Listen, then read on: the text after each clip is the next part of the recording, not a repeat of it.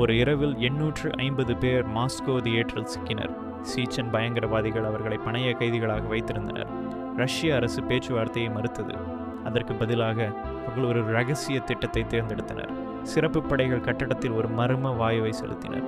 வாயு வேலை செய்தது. பயங்கரவாதிகள் மயக்கமடைந்தனர். ஆனால் 130 பணைய கைதிகளும் இறந்தனர்.